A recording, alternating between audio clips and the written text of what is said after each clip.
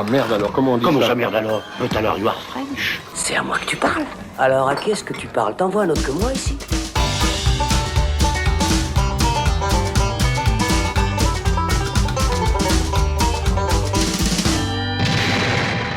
Salut les cinéphiles, bonjour ou bonsoir à tous, c'est Alex, je suis très heureux de vous retrouver dans ce nouveau débat du Saloon, un petit peu enrhumé et puis en intro total freestyle, mais c'est pas grave parce qu'on est très content de parler de The Batman aujourd'hui, nouvelle réalisation de Matt Reeves et puis nouvelle proposition du coup du super-héros de DC Comics, incarné cette fois-ci par Robert Pattinson. Le film est sorti depuis le 2 mars et puis je suis très heureux d'en parler et d'en débattre aujourd'hui avec Thibaut Ducret. Salut Thibaut. Mais salut Alex. Et Patrick Danton. Salut Patrick. Mais salut. T'as vu la voix de Batman? Ouais, tu t'entraînes. C'est le rhume aussi, toi, c'est ça? C'est le rhume un peu aussi, ouais. Donc du coup, c'est pas mal pour la voix de Robert Pattinson. Eh bien, qu'est-ce que ça vaut, du coup, cette nouvelle proposition de film noir, dark, sombre des rues de Gotham par Matt Reeves? Eh bien, réponse tout de suite. Fais pas chier. Fais pas chier ou je te ferai une guerre comme t'en as jamais vu. Alors on l'attendait, ce reboot / remake, on sait plus trop comment dire, de nouvelle interprétation en tout cas du Chevalier Noir donc de DC Comics après Michael Keaton, après Val Kilmer, George Clooney, Christian Bale et puis récemment Ben Affleck. Eh bien c'est Robert Pattinson qui incarne le Batman. Ce film solo devait se faire à la base, souvenez-vous, avec Ben Affleck qui avait officié dans les films de Zack Snyder, Batman vs Superman, et puis Justice League. Et oui, c'est ce projet-là qui aura mis à mal le projet de Ben Affleck qui devait être devant et derrière la caméra. Et finalement, ce projet de faire un nouveau film solo de Batman aura atterri dans les mains de Matt Reeves. Et Matt Reeves, qui est-ce? Eh bien, vous le connaissez peut-être pour avoir réalisé le premier film de Cloverfield et puis pour avoir fait notamment les deux derniers excellents opus de la trilogie récente de La Planète des Singes. Matt Reeves qui s'était donc fait assez remarquer et la Warner l'a choisi pour justement aller dans cette vision un petit peu plus auteuriste des films de super-héros qui avait été relancé notamment par le film Joker, réalisé par Todd Phillips il y a de ça 3 ans maintenant.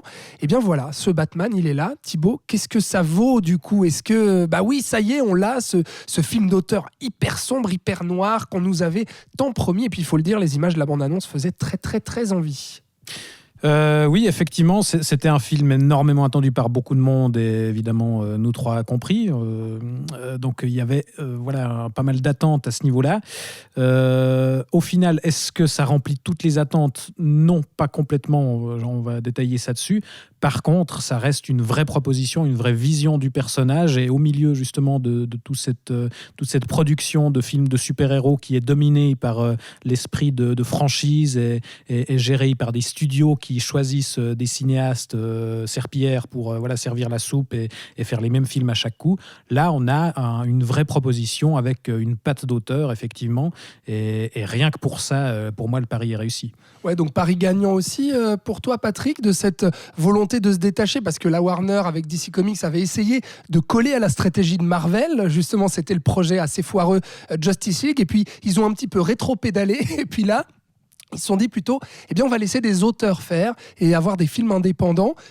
Pour toi, c'est cette vision-là qui prime et qui est efficace aujourd'hui?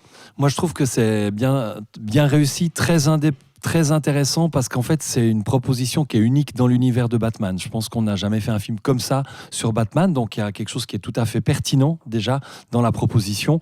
Et puis qualitativement, moi, je suis vraiment conquis aussi par rapport à l'univers, à l'esprit, à ce qu'en fait Matt Reeves avec le personnage et son univers. Je trouve que c'est vraiment très très réussi, quoi. Et unique, quoi. Effectivement. Mais moi aussi. Alors, on va parler effectivement de quelques réserves qu'on peut avoir sur le film, bien sûr, mais gardons peut-être pour le moment en esprit que tous les trois, je pense qu'on est vraiment convaincus par cette nouvelle proposition de Batman, qu'on n'est pas déçus en tout cas des attentes par rapport aux attentes qu'on pouvait avoir. Parlons de cette nouvelle vision de Gotham City et surtout du personnage de Batman, qui revient un petit peu aux sources des comics, à savoir le Batman détective en fait, puisque là on n'a pas vraiment affaire à un film de super-héros à la Zack Snyder, mais on a carrément affaire à un polar, voire un film d'enquête, voire un thriller, voire même un film noir, Thibaut. Oui, bah alors après, Batman, dans les comics y compris, c'est une figure assez changeante. Mais là, on revient très clairement à la source de ce qu'était le personnage dans les années 80-90. Matt Reeves s'inspire pas mal de certains comics en particulier, qui étaient aussi source d'inspiration chez Nolan, Long Halloween, le travail de Frank Miller, Year One, donc qui raconte les débuts du personnage, et ce qui est le cas ici. On a un jeune Batman. Mais là, en plus, Matt Reeves va à la fois reprendre certains aspects des précédentes adaptations. On est un peu dans la continuité de Nolan, dans cet univers urbain, contemporain, très ancré dans le réel aussi. Il n'y a pas de fantastique non plus dans cette vision-là, même si il assume un peu plus une partie un peu plus... un peu plus fantastique, justement. Mais c'est dans l'ambiance plutôt du film. C'est dans l'ambiance, justement. Parce que d'un autre côté, au niveau de la direction artistique, il retrouve aussi certains aspects du Burton. On a des décors un peu gothiques par instant, où voilà, on a cette Gotham City qui est aussi une ville un peu fantastique en tant que telle, et aussi dans le traitement du personnage. Et moi, c'est ça qui m'a plu d'emblée dans l'introduction, que je trouve assez exemplaire. C'est que, à la fois, on est dans une atmosphère de polar. Matt Reeves cite assez clairement du David Fincher. On pense beaucoup à Seven. On est dans une ville Zodiac où il pleut. aussi, et Zodiac, mais Seven, parce qu'on est dans une ville où il pleut quasiment constamment. Une histoire d'un tueur en série aussi qui peut rappeler pas mal le personnage de Seven aussi. Et puis, il assume aussi, je disais, une part un peu fantastique. C'est que dans cette introduction, on a une ouverture, ce qui m'a plu beaucoup, on a une narration en voix-over de Pattinson qui génial, ça, à part ça. Attardons-nous ça, un peu là-dessus, parce que... Ça, c'est génial, parce qu'à la fois, c'est l'aspect film noir, et en même temps, c'est quelque chose qu'on retrouve aussi dans les comics, cette narration du personnage de Batman en voix-over, si on veut, là, à l'écran.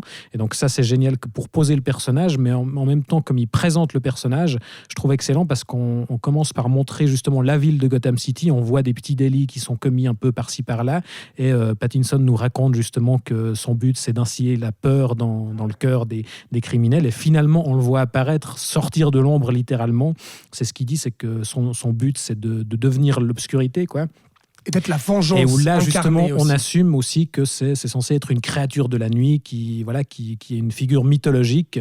Et là, je trouve que justement, ce mariage des deux aspects, cet aspect polar urbain et cet aspect un petit peu horrifique, finalement, c'est très bien géré. Et puis, effectivement, on va pas nous refaire l'origin story de Batman, on va pas nous faire l'origin story des super vilains non plus. On peut juste le dire, il y a l'homme mystère, notamment, qui va être le pilier de toute cette énigme à la David Fincher que tu citais, Thibaut. On retrouve donc incarné par Paul Dano, on retrouve le pingouin incarné par un Colin Farrell méconnaissable, et puis on a Catwoman aussi sous les traits de Zoé Kravitz.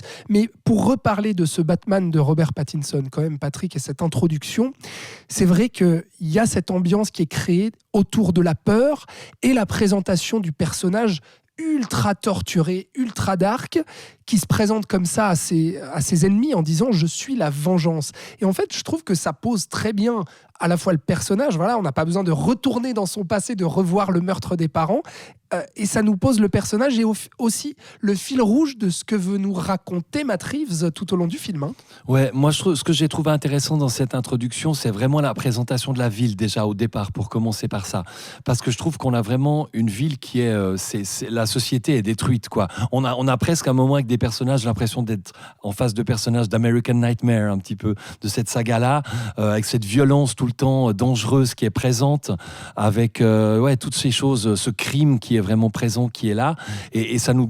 Tout de suite, on est inquiet et on pénètre dans le film à travers cette chose-là. Ça nous crée un univers autour. Et à l'intérieur de ça, va venir s'inscrire effectivement Batman, qui va, du coup, avec cette phrase « Je suis la vengeance », est tout à fait en continuité par rapport à ce qu'est devenue cette société dans laquelle l'histoire va évoluer.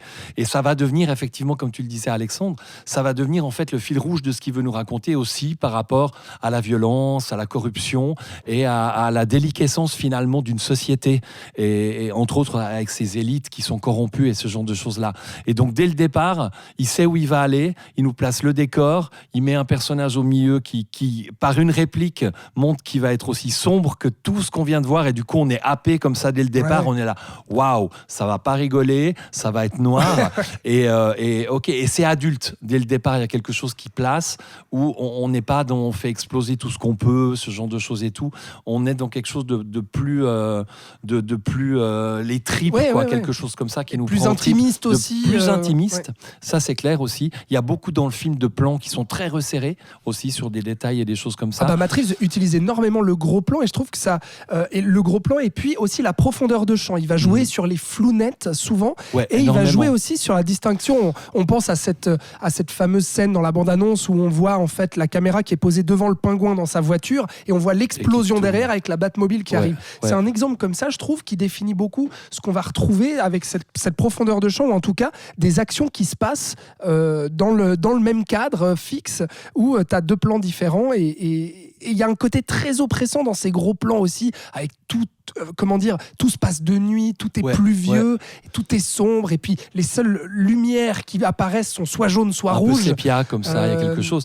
Une chose qui est intéressante, tu parlais des flous, il y a beaucoup de flous dans le film, et en fait, je pense que ça participe à notre immersion en tant que spectateur dans l'univers. C'est-à-dire que quand c'est flou, notre œil va vouloir chercher, va vouloir rentrer dedans. Qu'est-ce qu'on voit ? Qu'est-ce que c'est exactement ? Et du coup, ça va nous mettre aussi en même temps que Batman dans la position de l'enquêteur.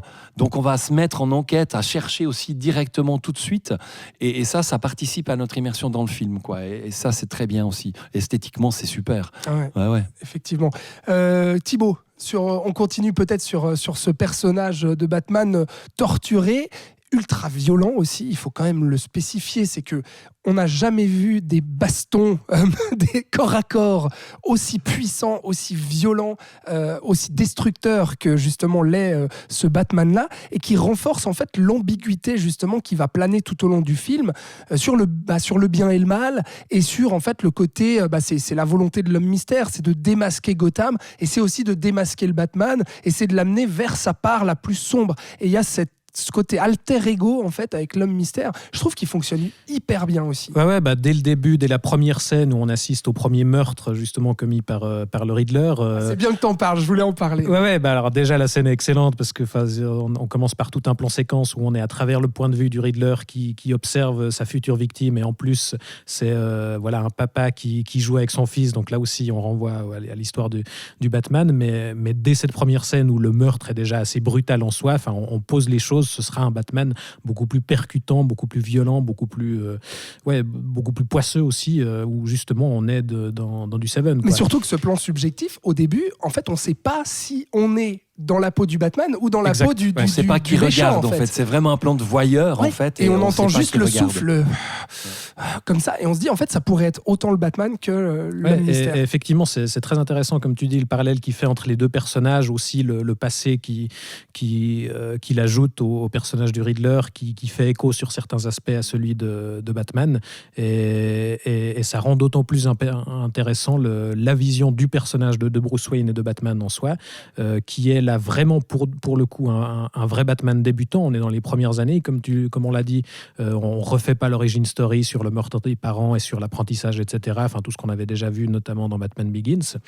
Mais on a un Batman qui doit encore se construire et qui doit trouver vraiment sa voie, qui est encore très ancré dans le trauma du meurtre de ses parents, et qui est, comme on l'a dit, justement motivé par la vengeance. Et du coup, là, c'est aussi intéressant ce qu'il fait du coup de la figure de Bruce Wayne, qui n'existe presque pas en fait. On voit que quand il est en Bruce Wayne, il a qu'une envie, c'est de renfiler son masque. Dans la version de Nolan, on montrait que le personnage de Bruce Wayne était aussi un personnage, justement, était une construction que le héros utilisait.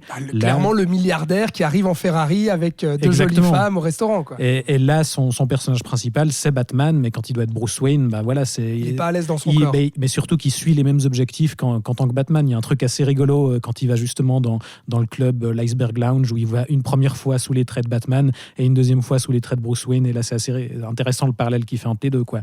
Mais la vision du personnage est très intéressante parce que Matt Reeves et Pattinson jeunes l'ont pensé vraiment comme un Kurt Cobain dans l'idée, comme une figure très tourmentée, très, très sombre, très rentrée à l'intérieur. C'est assez gothique, voire Assez émo gothique, aussi. C'est assez intéressant. Et Robert Pattinson est exceptionnel. Ce qui est intéressant par rapport aux autres acteurs ayant incarné Batman, c'est que d'habitude, on a des acteurs qui sont adultes, mais vraiment adultes, des mecs, quoi. Je sais pas comment dire, mais voilà, George Clooney, Ben Affleck, tu vois, à part peut-être les premiers de Burton, effectivement, où c'est une autre personnalité, Michael Keaton.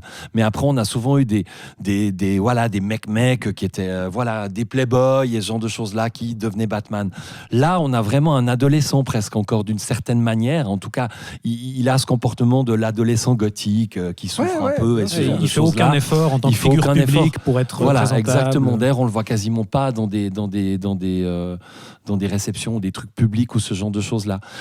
Et ça, c'est intéressant. Aussi, excuse-moi, avant que tu ailles sur autre chose, mais là, juste là-dessus, sur le côté gothique aussi du personnage, il y a un élément assez intéressant, c'est que c'est la première fois qu'on assume le fait que Batman se maquille derrière son masque, que ses yeux sont grimés de noir, chose qui n'a jamais été assumée avant, alors que tous les Batman, on voit bien que les yeux sont maquillés, mais on nous le montrait jamais. Et là, on montre, quand il enlève son masque, il a ce maquillage dégoulinant, figure punk, gothique, émo, tout ce que tu veux, qui est renforcé. Mais vas-y sur ce que tu voulais dire. Et puis, je voulais revenir en fait sur l'aspect des deux figures entre l'homme mystère et Batman, en fait, où en fait, c'est assez étonnant pour nous spectateurs parce que des moments, en fait, le Riddler, il poursuit un peu le même but que Batman, c'est-à-dire c'est d'éradiquer la corruption dans la ville, ou en tout cas de la dénoncer. Après, les moyens sont différents, ça c'est le truc qui change, mais je trouve que le fait que tout d'un coup l'antagoniste ait un but qui est quasiment similaire finalement à celui du héros principal est très intéressant pour nous spectateurs parce que ça nous met dans des situations un peu ambivalentes et puis on se dit ouais mais il a peut-être raison parce que l'autre c'est un pourri. C'est vrai. Et puis mais non on peut pas faire ça comme ça. Et là où Batman s'attaque aux criminels, enfin en tout cas de la rue, lui le Riddler va s'attaquer aux criminels de l'élite en fait. Ça. Et du coup je trouve que cette chose-là, ce malaise que ça crée dans de nouveau cette société en déliquescence complète est vraiment intéressant. Ouais, et ça travaille aussi tout le parcours moral que va suivre justement le personnage, où il va se rendre compte petit à petit justement, confronté à cette figure du Riddler qui, comme tu le dis, poursuit les mêmes buts que lui, il va aussi être mis face à l'impact de ce qu'il fait, à ce qu'il inspire justement chez la population avec cette quête de vengeance, et il y aura une vraie remise en question justement à ce niveau-là. Et Paul Dano est angoissant au possible. Il est excellent, ouais. Bon, comme toujours, lui, quand il joue les personnages un peu schizo, un peu angoissant. Alors qu'on voit quasi pas son visage, là aussi, comme dans Seven, à part tout à la fin.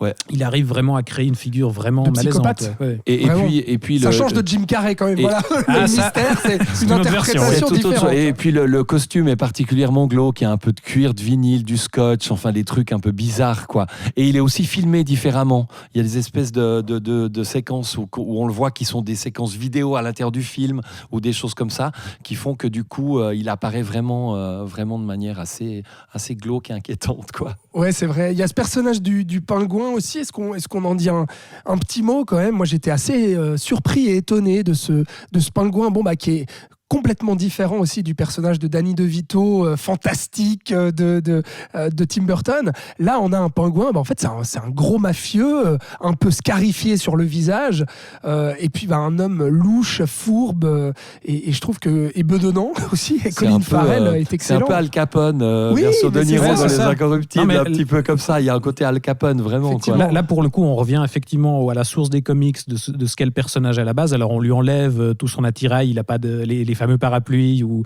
son déguisement un peu plus fantaisiste, quoi.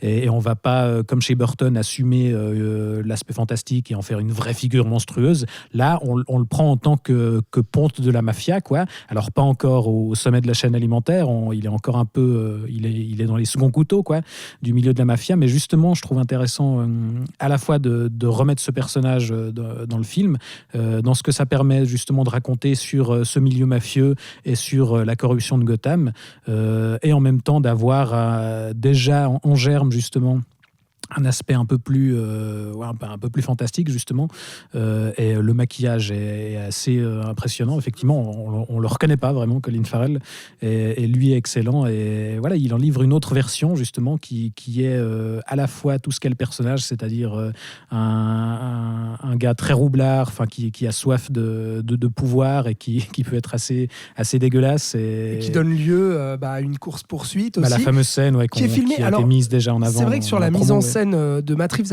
après on pourra passer à d'autres points aussi, mais je voulais revenir un tout petit peu là-dessus, parce qu'au-delà des combats corps à corps qui, je trouve, sont vraiment d'une lisibilité et d'un impact assez hallucinant. Là on est un cran au-dessus des Nolan à ce niveau-là. Clairement, au-delà de la violence des coups, il y a vraiment une façon de filmer la chose.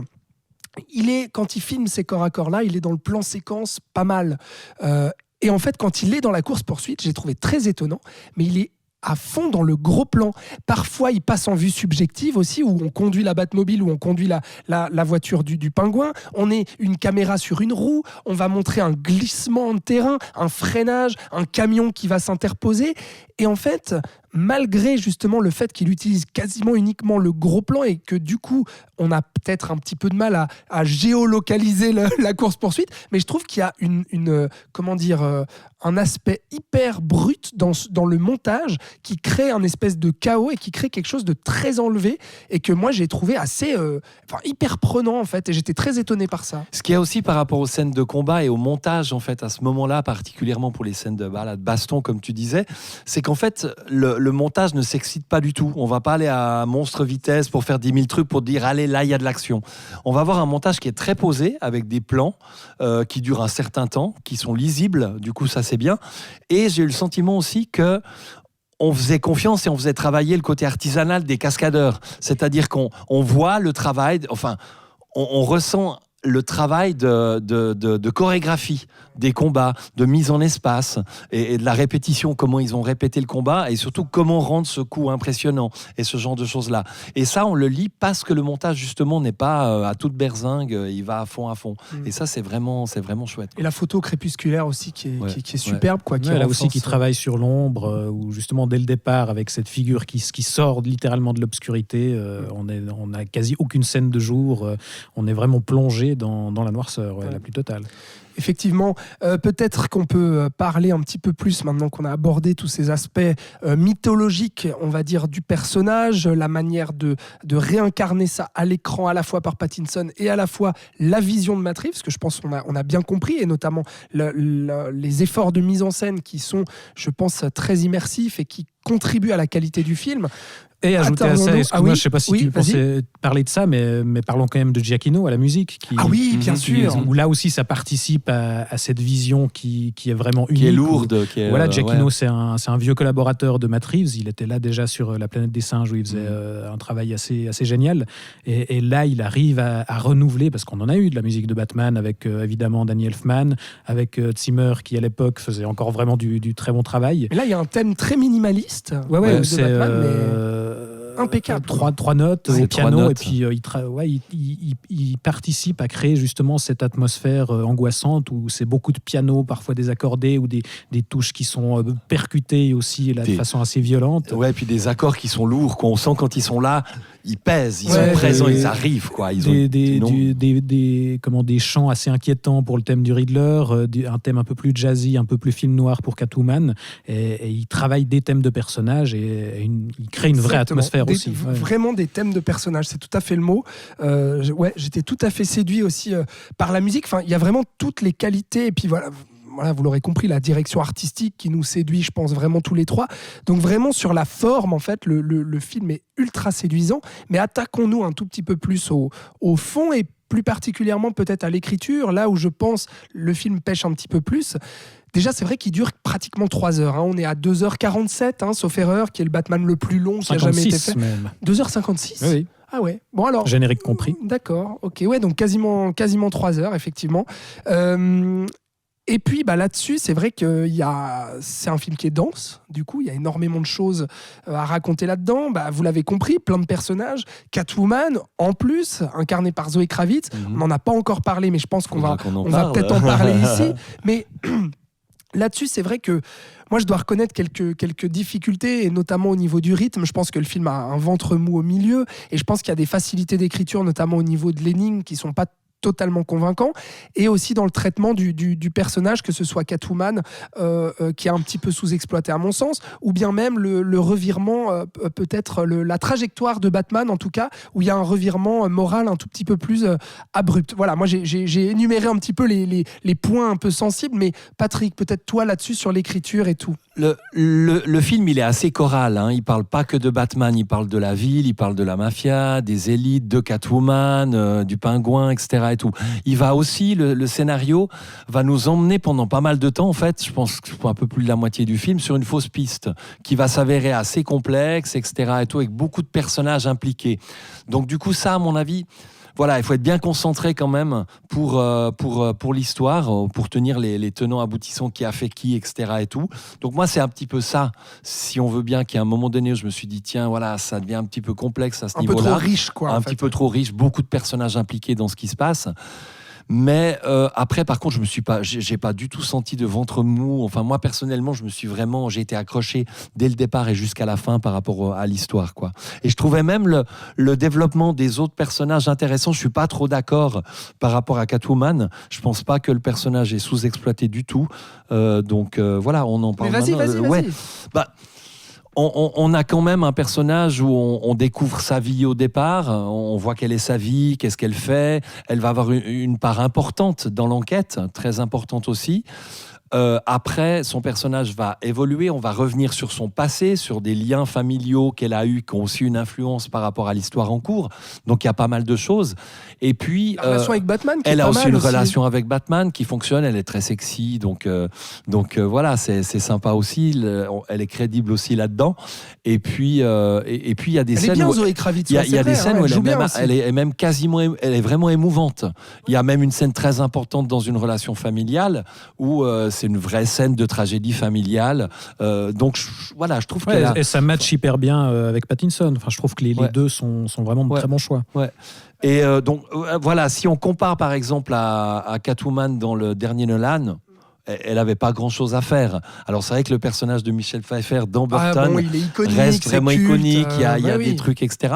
Mais je trouvais que ce personnage, finalement, elle aussi, un peu dénuée finalement de super pouvoirs et de choses comme ça, mais qui est plus mue par par des drames familiaux, des choses comme ça, fonctionne assez bien. C'est un personnage assez sensible à l'intérieur de cette histoire-là. Et ça, j'aimais assez. Moi, le seul souci que j'ai avec elle, et c'est pour ça que je dis que c'est un peu sous-exploité, c'est que je trouve qu'elle arrive un petit peu par moment, tu vois, elle va débarquer pour amener un élément de l'intrigue à Batman, etc., pour faire un petit peu avancer le récit, comme si elle était un peu personnage prétexte, tu vois. Et surtout, le problème que j'ai, c'est que je ne comprends jamais qui est Catwoman. En fait, je vois Selina Kyle, je vois le personnage humain, mais la super-héroïne, je ne comprends pas pourquoi elle revêtit une combinaison de cuir. Qu'est-ce qu'elle va faire? C'est quoi son but? C'est quoi son alter ego? Enfin voilà, moi j'ai un petit peu ces soucis-là. Elle est aussi en combat contre la mafia, contre le crime, etc. Ouais. Non, c'est vrai que son statut est peut-être pas hyper clair. Peut-être que ça aurait été une meilleure idée de la traiter comme chez Frank Miller dans justement l'album Year One, où elle n'est pas encore Catwoman, c'est toujours Selina Kyle. Et le personnage commence seulement à se construire. Parce que là, effectivement, on ne sait pas bien si c'est en vrai une cambrioleuse au quotidien, si elle se déguise avec ce costume en cuir régulièrement pour aller braquer des riches, ou si c'est là juste pour l'occasion qu'elle prend ça. Effectivement, moi je te rejoins un petit peu sur les limites. Je pense que la seule chose qui manque vraiment au film, parce que sur le papier il y a tout, on l'a dit, il y a, que ce soit la direction artistique, la musique, le casting, tout est au top. Il manque juste un vrai scénario solide pour moi. Effectivement, je trouve pour crier au chef-d'œuvre, quoi. Voilà, je trouve que le film est un peu long, et paradoxalement en fait à la fois il est un peu long, et en même temps il y a plein de choses qui sont pas traitées assez loin. Je pense qu'on aurait gagné à couper sauter quelques étapes dans l'enquête policière pour développer un peu plus certains personnages. Mais en même temps, c'est ce qui me plaît beaucoup dans le film, c'est cette idée de faire, comme tu le disais, un film vraiment choral, ce qui était déjà un peu le cas du Dark Knight, par exemple, mais où là, on va faire revenir tous ces personnages qu'on connaît, Catwoman, le Pingouin, pour explorer différents aspects de la ville, l'aspect corruption de la mafia, etc., les élites politiques. Gordon, on l'a pas cité, mais Jeffrey Wright c'est vrai. est excellent. Enfin, je trouve que c'est là aussi le choix parfait, quoi. Ça crée un binôme, surtout avec Batman, parce qu'ils vont être les deux détectives, finalement. Et là, la relation est déjà installée aussi. Ouais. On refait pas la rencontre entre les deux. Puis le moment au commissariat où Batman se rebelle contre les flics et puis Gordon est obligé de plaquer le Batman contre la grille en disant non mais tu vas te calmer parce que sinon je vais perdre mon job là et puis tu vas faire de la merde. Enfin je sais pas, il y a un truc, on n'avait jamais vu Gordon comme ça aussi. Ouais, là aussi c'est une nouvelle version qui est d'emblée convaincante. Enfin, c'est une évidence quoi dès la première scène où on le voit. Mais voilà, du coup en fait je pense que le film est très ambitieux et c'est ça qui fait plaisir, mais il est peut-être un peu trop ambitieux et il s'éparpille un peu dans toutes les différentes pistes qu'il veut explorer, y compris par exemple sur cette histoire sur le passé des Wayne qu'on va un petit peu remettre en question, qui est là aussi très intéressant dans ce que ça veut raconter. Là aussi on va piocher dans certaines histoires des comics, mais qui est un peu noyé dans tout le reste et il aurait peut-être fallu se recentrer un peu plus quoi. En fait moi sur le passé le ventre mou que je trouve au film, c'est justement le moment où on va quitter un peu Batman pour revenir à Bruce Wayne et puis pour explorer tous les traumas justement et puis tout le doute qu'il peut avoir sur la bonté en fait divine de son père, en tout cas selon lui, et puis qui va être remise en question, il va se replonger dans son passé, dans le passé de la mafia, etc. Et en fait même si je trouve l'idée bonne comme toi, oui, Thibaut, puis c'est cohérent avec tout le reste, avec son Absolument. parcours moral, son combat, etc. Et puis ça a à voir à un Totalement. moment donné avec l'enquête, quoi. C'est Bien vraiment sûr, le cœur. bien aussi, sûr. hein. Mais je trouve que la manière de le faire, parce qu'en fait, la manière de développer ça revient à quelque chose d'ultra dialogué en fait. Et même dans les dialogues, ça devient un petit peu trop littéral. J'aurais pas d'exemple à donner comme ça, mais je trouvais les dialogues un petit peu trop explicatifs et littéraux, d'expliquer les émotions, de détailler le passé, et que je sentais la lourdeur un peu de l'écriture à ce moment-là. Et alors, attention, je pinaille, hein, mais ça m'a pas sorti du film. Mais je me suis dit... c'est dommage, il y a ce petit ventre mou quoi. Mais t'as pas ressenti ça toi? Non, moi j'ai pas ressenti ça. Non. Toi t'étais J'étais pris pendant toujours, les mais 3 qu'est-ce qui va heures. se passer? Ah bon, c'est pas ça, c'est ça. Enfin voilà, Mais j'étais. et tu trouves pas toi que parce que la volonté du film, je parlais de la vengeance justement, où il parle au tout début, je suis la vengeance. Ouais. Et en fait, tout le cheminement du personnage, C'est ça, c'est c'est de quitter la d'abandonner vengeance, cette idée. Parce que voilà. c'est ce qui va se passer avec Catwoman quand elle veut se venger et qui lui déconseille de le faire. Voilà, pour À un aller moment vers la donné. lumière et l'espoir. Mais tu trouves pas que ce revirement de Batman, il est un Vers tout la petit peu lumière et abrupt? l'espoir, on le sent pas trop dans le film quand même. Hein. On se dit Non, bon. mais l'idée à la fin, c'est peut y qu'il arriver, veuille mais c'est plutôt quand même cette inspirer les idée-là. gens plutôt que de les terroriser. Voilà, quoi. exactement, tout à fait. Il y a ce chemin de rédemption quand même, Absolument. où il Ouais, va ouais. à un moment donné, il y a même un acte pseudo-sacrificiel, mais en tout cas dans Héroïque l'idée... pour sauver plein de monde et tout ça, ouais. Et ce moment-là, moi, voilà, je me suis dit, même si c'est tout à fait cohérent avec tout ce qu'il a placé, Matt Reeves, tout au long du film, je me disais, ah ouais, non, mais pourquoi ça arrive là, maintenant, comme ça? Quel a été le déclic? Et puis, je trouve qu'il n'y a pas eu assez de petits éléments qui nous amenaient vers cette lumière et vers cette rédemption. Quoi. Ok. Voilà. Ben voilà, écoute. Bon, on a fait le tour, les amis, ou bien est-ce qu'il faut rajouter quelque chose sur ce Batman de Matt Reeves? On parle jamais de John Turturro, il est vachement bien. Non, c'est vrai. Et il est super. Carmine aussi dans le film. Falcone. Ben, déjà, Ouais. il faut dire qu'il est dans le film. Déjà, Exact. c'est un super comédien. Et puis, il a un rôle assez amusant et en Ouais, même temps ouais, inquiétant, où- comme il sait si bien Où le il faire. refait le personnage qui était déjà apparu dans Batman Begins, où c'était Tom Wilkinson à l'époque, Mhm. et là il en fait une version qui est un peu plus proche, là aussi, de certains comics, et notamment, on y revient, de Frank Miller. Ouais, là aussi, très bon cast. Et puis on n'a pas cité dernier personnage, mais Alfred, version Andy Serkis. Oui. Qui On est a toujours peut-être pas cité. non, qui est Zut. peut-être, je trouve, le personnage le plus sous-exploité. Enfin, Ouais, finalement, il a peut-être. très peu de scènes, Ouais. mais là aussi, c'était un très bon choix. On n'a pas spoilé pendant 33 minutes. Et non. Je vous félicite, messieurs, bravo. Mais j'aimerais quand même faire un tout petit spoil, si c'est possible. Donc, les amis qui écoutaient ce podcast, si vous n'avez toujours pas vu Batman, attention, warning spoiler. 3, 2, 1, c'est parti.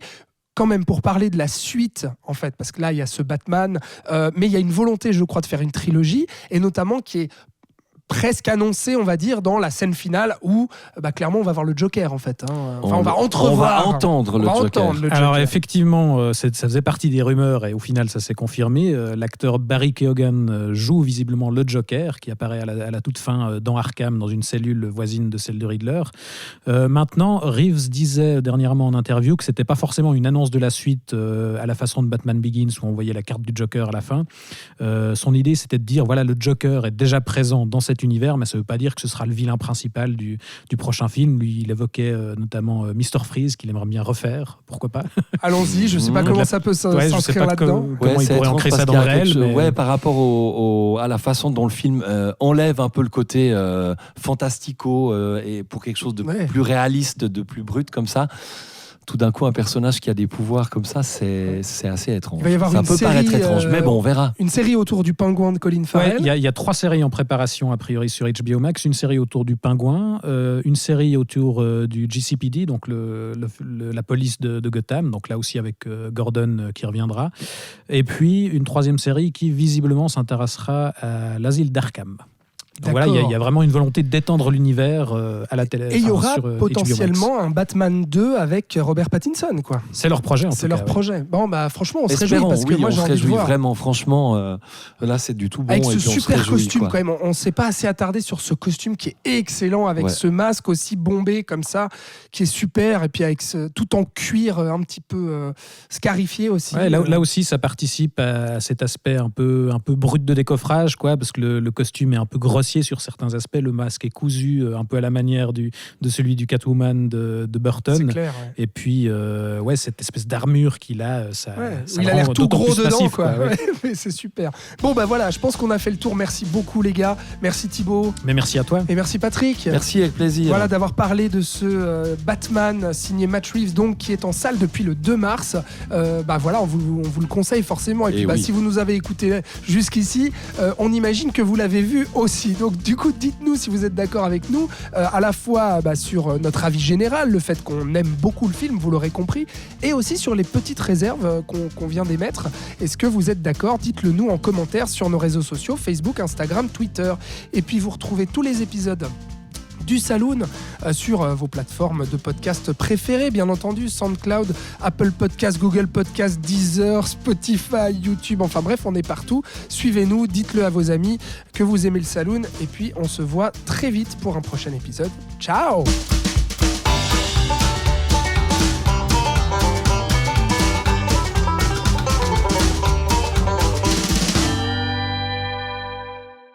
Je veux vous poser une question. Je ne sais pas. Ah non. Je vous ai bien. Ave Maria. C'est horrible comme il chante, c'est affreux. Ouais, et le Batman, c'est comment ? I am vengeance. Pas mal. Tu peux faire si tu veux pour de vrai. Non, c'est bien. Écoute, ça enregistre là justement. Je voulais te dire. Il y a le making of avant le début. Ouais. Ou après.